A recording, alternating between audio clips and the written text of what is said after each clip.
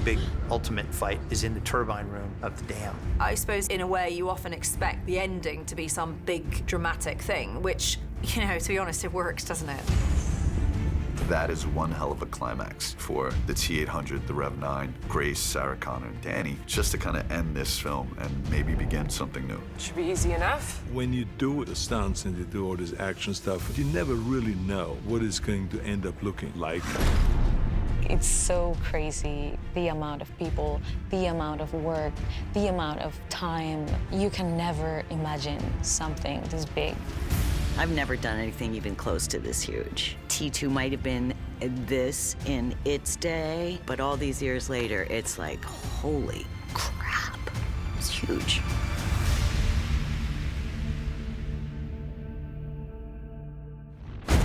This dam is really cool, and it's a real dam at this river between Portugal and Spain, where the water goes down a slope, and then it's launched on a curve, and it shoots out about 250 yards down the river.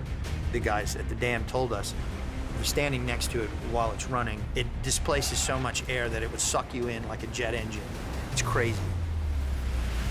We are currently standing on the top of a turbine hall. We decided to go with the Francis turbine, which is what you can see here. And that seemed to work very well for all of the action that we did. And it gave all this layering and all these different walkways that you can see behind me. And it also assisted us in a lot of the storytelling. It's kind of Danny's big moment where she's like, okay, I'm done running. So it's a big heroic moment for Danny inside this big fight where I think it's really different. This is our kill box. This turbine hall that you're in at the moment is actually loosely based on about 5 different turbine halls, one of which I was very lucky enough to visit that was actually in Spain. The whole way that it's been designed, it just worked perfectly. It was really important to make as much as possible that we could literally cram inside a stage that was real.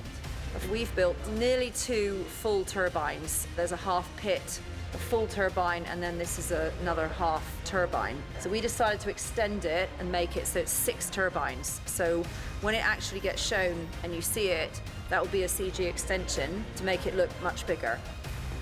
We're in this amazing set where we'll be replacing a good chunk of it and adding a huge fight between our Rev-9 endoskeleton, our heroes. Of course, Arnold is our T-800.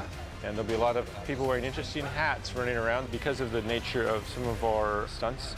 We have to take our heroes and basically replace our stunt players. So putting other people's heads on other people's bodies in order to pull that off, including removing someone's head during part of this fight sequence.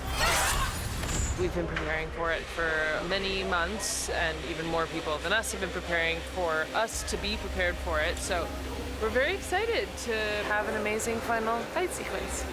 We have stunt viz that we do in the stunt department, and our second unit director, what we'll do is we'll go to the location and we'll see the layout, we'll see what is actually there, and we could mock up shots or mock up angles with different lenses and whatnot, and then we'll show the Tim, and then we'll make tweaks to where something very polished comes out. We approach it very tactically in the fight. It's not just 2 dudes punching each other. Arnold, of course, is just blunt force, trauma, kind of a fighter, and then Sarah is very tactical, protecting Danny, and it's this whole defensive action. I'm not watching another child die, you understand me? Grace fights with this chain that she's spinning really fast, and she's using it in a way that I think is pretty cool, and of course Arnold joins them for that final fight. He's fucked up, but still in the fight. People really love watching him doing all this destructive stuff and being able to destroy anything. So numbers are against me, 4-on-1, well, 4-on-2, let's say. And they all about to get what's coming to them. Gabriel splits into the Rev-9 Endo and the Rev-9 Ecto, human-looking facade. And we do that with Gabriel playing one of them and his stunt double playing the other. To the audience, the Rev-9 will look like our actor Gabriel, and eventually he'll split, and then his skeleton essentially leaves his body as if it was underneath him, and his liquid form separates. And then he'll be running around as this kind of skeletized version of him. I'm Micah Carnes. I'm the assistant fight coordinator, and right now I'm doing motion capture for the endoskeleton. There's a bunch of trackers on the suit, and then somewhere in post, VFX guys do their thing. And on the day, you'll see that it's an endoskeleton. It's not actually that hard because you don't have to imagine that much. You have 2 lines of sight, and then they'll just call cut when they reform, and then one of them goes away and Gabriel plays the rest. In the turbine room fight, you see a moment where the Rev 9 is hit up against the column. And then right on top of him is the T-800 swinging a blunt object, and he just barely gets out of the way and hits the column, causing destruction to the column. So if you imagine machine-on-machine crime, bam, explosion, dust, concrete, debris, that'll definitely show some power. T-800 gets increasingly damaged, so we had some very complicated work in terms of taking Arnold and then augmenting him with the shredded arm and parts of his face revealed. You look terrible.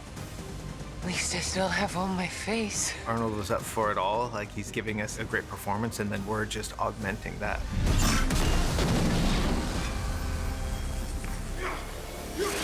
Our stunt doubles do the more dangerous stunts, and they're great at it. This guy, Jason Trudeau. Thank you for him. Freddie Bosiegas is a rock to the show. I can't say enough great things about him. So what works with that is, she tried to kill me, I shoulder blocked it, now she has to drop and do push-ups, so you have to be on your toes at all times. Jason Domenico, who is one of the best stunt riggers in the business, is here, and he is doing some amazing rigs and keeping the actors safe. Jimmy Chu and Micah Carnes, who I've worked with for a long time, are great at designing action. We work very closely at doing these fights, and they're great at working with the actors. That's my boy Jason up there, taking a pass at our very cool, very Terminator-y entrance. Today we are doing the jump off the turbine rail over there. It's a 3-part hand pull. I'm on here. There's a pull line that pulls him forward over here. We've got 2 more lines, one that keeps him afloat.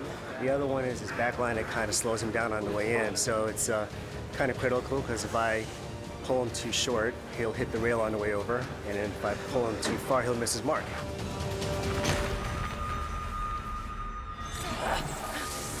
The scene where Grace is pulling on the chain is incredibly complicated just in terms of the damage to Gabriel. In order to create the effect, we actually just replaced the lower jaw, but we kept the eyes and nose and all the places where he was giving us this like really amazing performance. You need something that can kill a fucking Terminator. So in my mind, the only force powerful enough was some sort of electromagnetic field that could destroy at least the skin part of it. And then this seemingly indestructible endoskeleton would be the final leg of the battle, and that's what we have to use Grace for. I'm sorry, Grace. This thing is basically unkillable. It takes the combined efforts of all the characters in the film to take this thing down. I'm gonna kill you, fucker. It's just nonstop. It's like, hit the floor and smash your face, then get up and then grab her and pull her up all day. I think the most exciting part of it is that all the action has a background and has a deep urgency within the story. The action is always about character. It has to be rational. It has to be believable.